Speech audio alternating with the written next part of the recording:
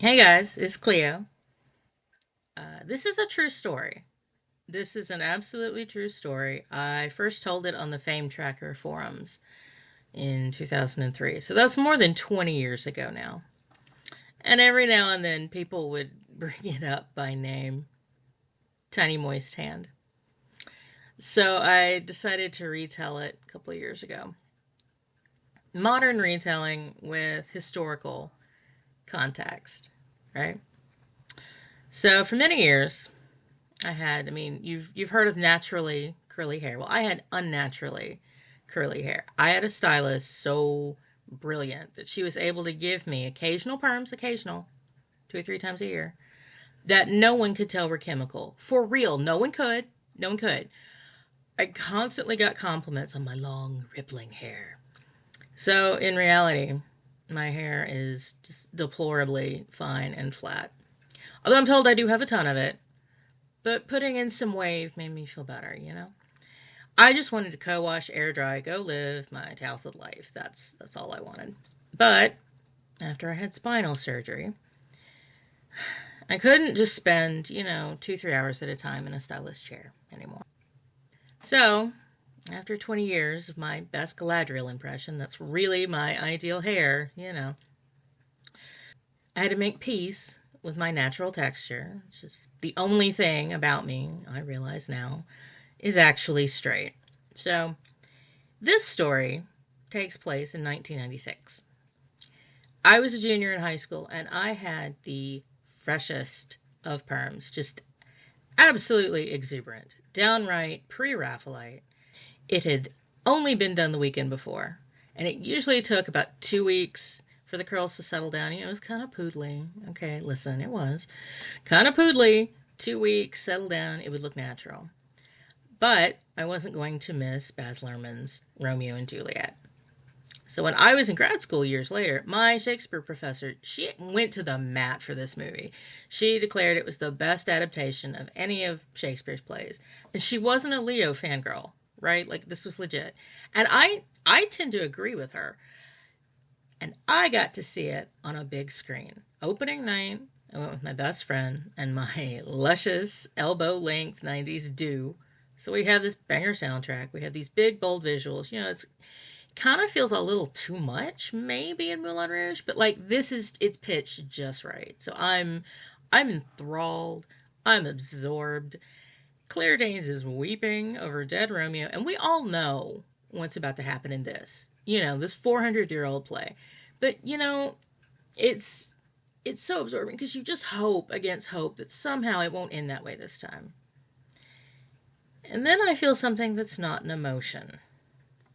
Something behind me in my hair. It's clammy. This tiny, moist hand creeping up my neck. Now, I want you to bear in mind, these are classic movie theater seats. These are not the big recliners you get now. My head is vulnerable to rear attack. And these tiny fingers, like a gummy little doll's hand, are crawling up my neck, under, through my hair. I am now sitting bolt upright, frozen. What the fuck is going on? And it's still creeping like this little spider up my scalp to the back of my head. Okay, so I want you to put your hand up to your hair, right? I want you to put your hand and get your fingertips in there to the roots of your hair. And I really want you to get a sense of what this feels like, okay? These fingers close slowly. Like I want you to do this with your hand in your hair. Do this. These fingers close around just the greediest handful of hair they can get hold of and yank. And I'm whipping around like Juliet's sobbing up there on the screen. I'm whipping around. There's just nothing but darkness behind me. To this day, I have no idea who, what that tiny hand belonged to. I mean, you got to think it was a small child, right? Like enticed by the siren song of my curls. You got to think that's what it was. Some parents just didn't spring for a babysitter on a big opening night.